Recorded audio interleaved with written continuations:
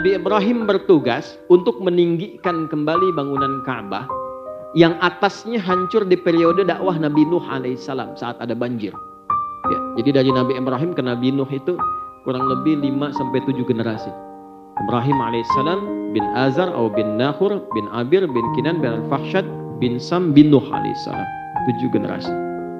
Di era Nabi Nuh alaihissalam terjadi banjir besar, ya kan? Kemudian atasnya tersapu, bagian atas Ka'bah. Tinggal pondasinya saja. Nah, dalam bahasa Arab itu, pondasi kalau satu nih, ada pilar ke bawah satu, itu disebut qaidah namanya. Kalau banyak, ya ini 4 nih, 1, 2, 3, 4 tiang dalam. Ada ke atas ya kan? Ya, cakar harimau tuh. Ayam kan kecil ya, cakar ayam. Bawah misalnya ya. Kalau 4 ini jamak, maka dijamakkan qaidah jadi qawaid namanya. Jelas? Kalau jadi tempat ada atap dan sebagainya, lengkap jadi bait namanya. Batunya hajar, ruangannya hujrah, sekatnya hijar. Kalau lengkap semua jadi bait namanya. Karena itu ini disebut Baitullah, lengkap. Ka'bah itu lengkap asalnya. Ya, jadi Adam turun, Ka'bah sudah ada. Ali Imran ya, di ayat ke-96 sampai 97, inna awwala baitin wudi'a lin-nasi alladzi bi Bakkah mubarak. Rumah pertama yang Allah bangunkan, Allah perintahkan malaikat bangunkan satu tempat untuk pusat ibadah kiblatnya, yaitu Ka'bah.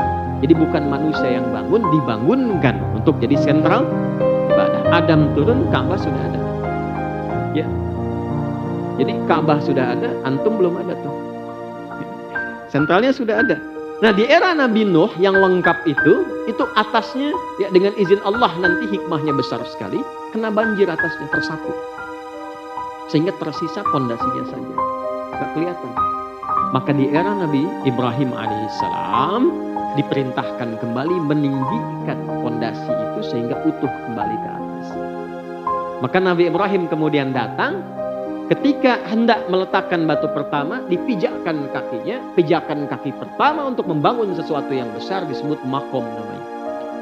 Jadi kalau ibu umrah atau haji kemudian mau tawaf, itu kan dekat Hajar Aswad ya, sebelah kanan dikit itu ada makom Ibrahim ya Bu. Ya kan? Nah itu makom itu persis posisi awal kaki beliau memijakkan kaki pertama untuk meninggikan bangunan Ka'bah. Dan itu ada rahasia di situ. Nanti lain waktu kalau ngaji lagi baru saya buka. Ya. Tapi di antara kita saja tuh. Nah saat mulai memijakkan kaki, anaknya yang belum balik namanya Ismail alaihissalam, di sisi yang lain sebelah kanannya itu saking merasakan cinta dan sayang pada ayahnya, pengen bantu bapaknya. Karena ayahnya itu walaupun sibuk, itu selalu menyempatkan waktu nengok, Bu, Pak. Nanti ada hikmah di Idul Adha itu salah satunya sifat ayah yang walaupun dengan kesibukannya masih memperhatikan keadaan anaknya. Nabi Ibrahim itu tugasnya di Palestina. Ya, tapi anaknya tumbuh di Mekah. Sesibuk-sibuknya masih bisa nengok. Makanya disebut Ibrahim. Di antara makna-makna yang banyaknya, salah satu artinya Abun Rahim, bapak yang punya perhatian dalam pada anak. Nengok dengan siapa tumbuh, dengan siapa bergaul, dengan siapa nikah. Karena ada rasa dari ayah ke anak, maka tumbuh cinta kasih dari anak ke ayah. Lihat bapak kerja pengen bantu. Jadi begitu Nabi Ibrahim mulai ingin meninggikan, anaknya bawa batu di sisi yang lain. Disusun-susun bahasa kita, Pak boleh bantu ya. Disusun-susun jadi satu bagian, bagian itulah yang kita kenal sekarang dengan nama Hijr Ismail. Sisi yang lainnya. Nah singkatnya ketika keduanya sudah selesai meninggikan itu, maka berdoalah keduanya di samping Ka'bah.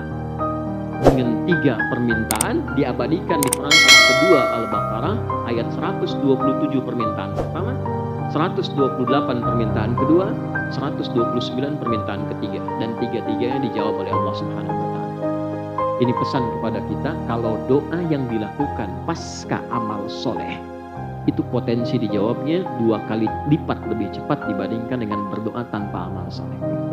Jadi kalau sudah beramal doa, habis sholat doa, habis baca Al-Quran doa. Jangan cuma sekedar dengan shadakallah, alhamdulillah, nggak apa-apa. Tapi sayang hilang peluang doa. Ya.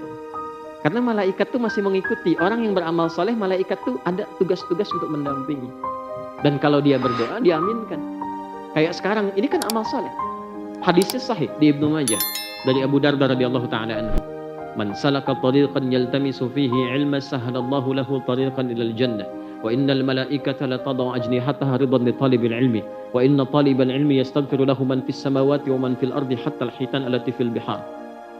Jika ada siapapun melangkahkan kakinya dengan niat tulus untuk belajar, walaupun satu ayat, satu hadis, setiap derap langkahnya dari tempat dia menetap sampai ke tempat belajar, itu diperintahkan oleh Allah kepada malaikat, catat setiap langkahnya dan balas itu untuk meringankan langkahnya saat hisab ke surganya.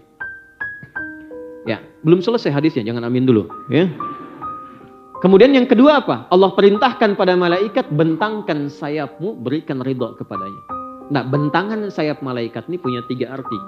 Di antara 3 ini, makna yang pertama mengaminkan doa orang yang bermohon saat belajar. Jadi ketika Anda berangkat, isi dengan istighfar. Ya, kan pernah dengar kisah viral kan? Seorang pembunuh 99 sampai dengan 100, itu kan Allah terima taubatnya saat berangkat ke majelis ilmu. Dan belum nyampe. Di tengah jalan meninggal. Belum nyampe ke majelis ilmu, Pak, Bu. Di tengah jalan meninggal. Itu nanti yang menginspirasi ke depannya, ya, kisah ini yang diteruskan nanti ke era Nabi dengan turunnya Quran surah keempat An-Nisa di ayat yang ke-100 itu. Paling kiri sebelah bawah di mushaf tuh. May yuhajir fi sabilillah yajid fil ardi muragaman katsira wa sa'ah. Wa may yakhruj min baitihi muhajiran ila Allah wa rasulih thumma yudrikul maut faqad waqa'a ajruhu 'ala Allah. Siapa yang ingin merubah hidupnya jadi lebih baik, lantas dia ingin mendekati Allah dan Rasulnya, datang ke majelis ilmu. Kalau dia datang dan masih hidup betul-betul niatnya merubah, Allah akan limpahkan ketenangan dalam hidupnya. Jadi ibu kalau mau ngaji ke sini, yang Allah berikan bukan kupon dulu, Bu. Panitia kalau kupon tuh. Ya. Yang Allah kasih ketenangan, tenang dulu. Jadi habis ngaji itu kita tenang. Karena tahu siapa kita, tahu tentang hidup kita, tahu persiapan pulang, tenang. Nah, dengan ketenangan itu dibimbing oleh Allah sesuai profesinya untuk sukses, baru dilimpahkan dunia. Jadi jangan berharap kalau ngaji itu dapat dunia dulu. Dunia itu kecil. Kenal Allah dulu. Kenal Allah dulu. Kalau ada orang berangkat dengan niat itu, belum sampai ke majelis ilmu, wafat di tengah jalan, Allah perintahkan malaikat catat pahalanya yang menggugurkan dosa-dosanya. Kalau istighfar di jalannya. Kalau cuma foto-foto, bikin status, nggak dapet itu. Ya. Nah, balik ke ayat tadi ya, kita kembalikan. Nah, karena itu, kembalikan ke Hijr tadi, ya, kembalikan ke Hijr tadi. 3 doa semua dikabulkan. Setelah beramal soleh, isi dengan doa. Isi dengan